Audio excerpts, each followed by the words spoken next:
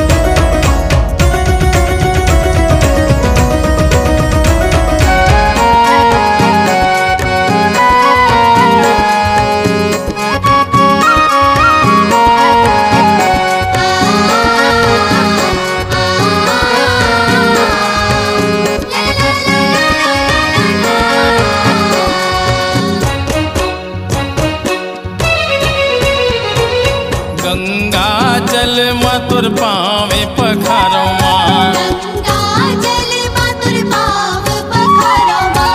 धूप कपूर घीव बाती जलावा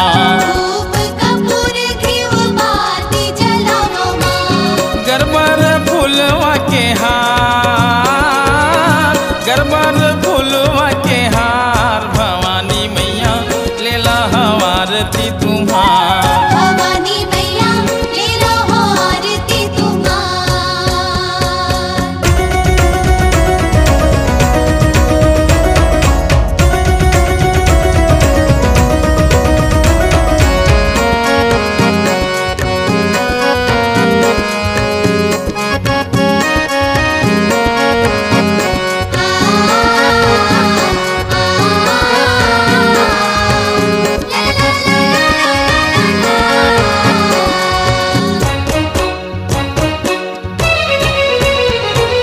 लाली ध्वजा लाली चुनरी चढ़ावा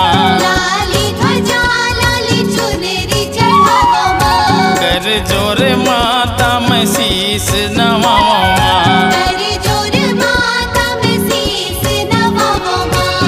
अंगबर सोलावो सिंगार अंगबर सोलावो सिंगार भवानी मैया लेला हवारती तुम्हार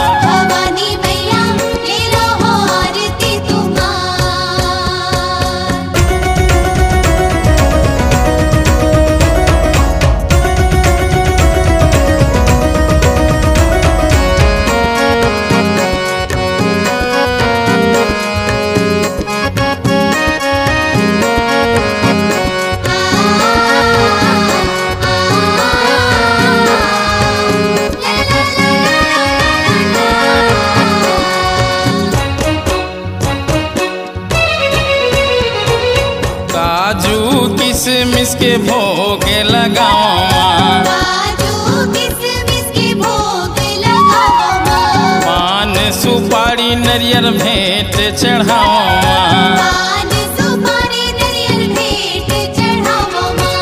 झोकला हमरो जोहार झोकला हमरो जोहार भवानी मैया लेला हवारती तुम्हार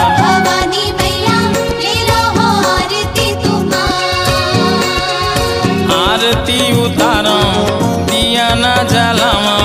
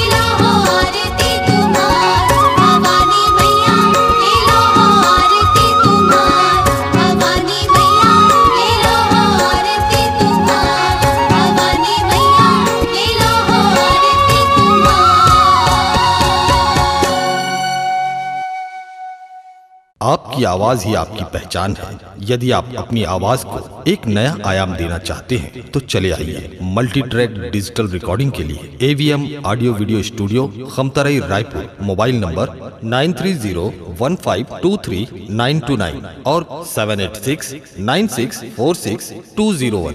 यदि आप नए एवं पुराने गीत सुनना चाहते हैं तो avmgana.com में जाकर गाना फ्री डाउनलोड करें और YouTube चैनल में AVM गाना और KK कैसेट्स को सब्सक्राइब करें।